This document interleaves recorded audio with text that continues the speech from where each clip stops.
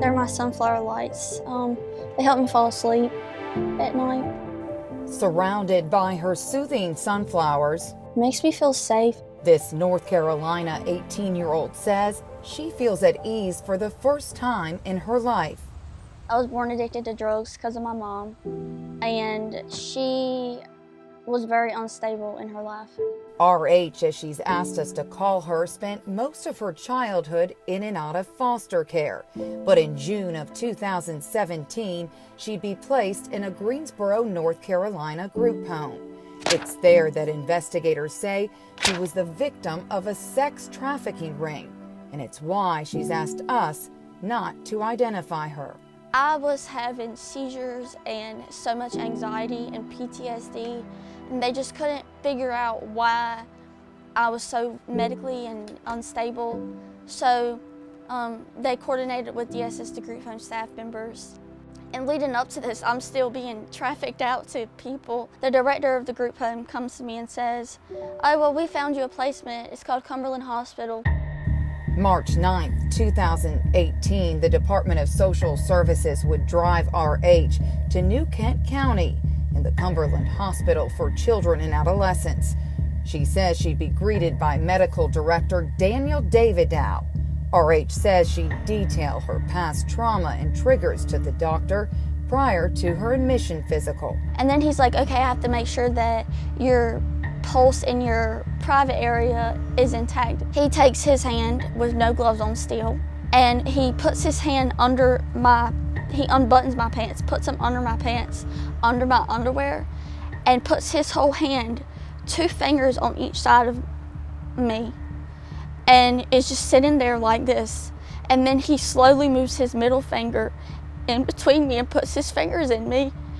And I look to the nurse and I'm like, why is he doing that? And he was emotionless. Allegations similar to those made by a dozen other young women who say they were sexually abused by Davidow while under his care. They are among the 20 former Cumberland patients who this past October filed a $127 million lawsuit against Davidow, the hospital, and the company that owns it. I endured sexual abuse most of my life, but leading up to Cumberland, I was sexually trafficked for a year. And I was sent to Cumberland to be rescued from that, and I was put right back into like a trap, kind of like a prison. Herschel Mickey Harden is also named in the lawsuit.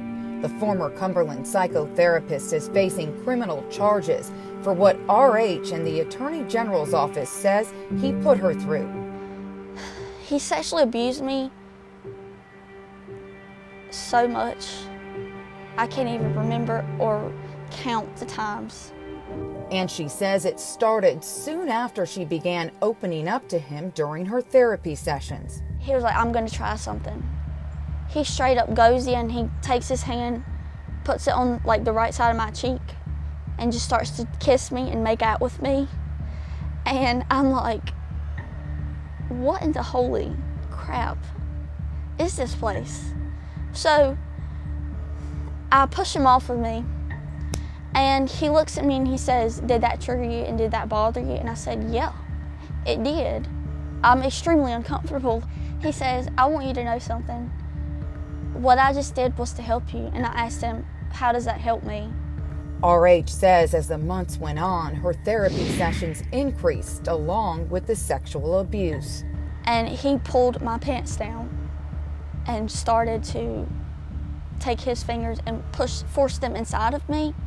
And he'd take his hand, like cuff it and put it over my mouth so that I didn't make noises. And the normal routine of turning on the little sound thing, make sure the blinds were closed, make sure the door was locked.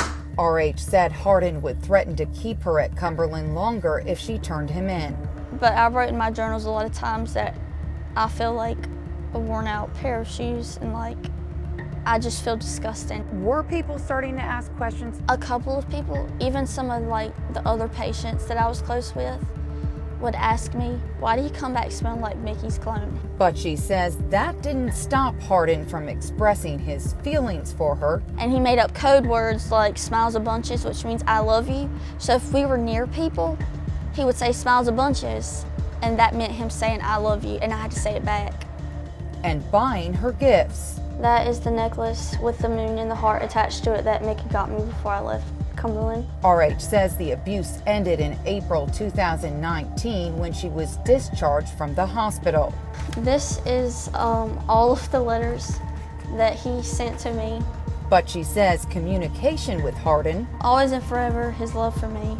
would not end until she worked up the courage to turn him in. The case was presented to a grand jury, and in February 2020, Hardin was indicted on 2 felony counts of object sexual penetration. These are the screenshots of his wife texting me right there. A month later, prosecutors say Hardin's wife violated the terms of his bond when she contacted RH. CBS 6 has obtained 26 pages of text messages between the two. In them, Hardin's wife begins by telling her, quote, "Mickey is gone. I hope you achieved your goal. He's dead." She then accuses the teen of telling, quote, "all lies." RH responds by detailing the alleged abuse. In the end, Hardin's wife writes, quote, "I believe you." What are your hopes for this case? Like, where do you hope this goes? I hope that Mickey either rots in jail. I hope that he feels the pain that I feel every day when I wake up. This is me when I was in Cumberland at my darkest, and I'm pretty much out here now. I still have work to do, but I'm pretty out there. RH says while she'll never forget the hurt that took place here, part of the work she has left is forgiving the people she says took what little innocence she had left. I try not to let the past define my future. Mickey Hardin is scheduled to stand trial February 10th. RH says she's looking forward to testifying. She has also retained the attorney who filed the lawsuit against Cumberland. While Dr. Daniel Davidow has been named in that civil suit, he has not been criminally charged. Working for you, Laura French, CBS 6 News.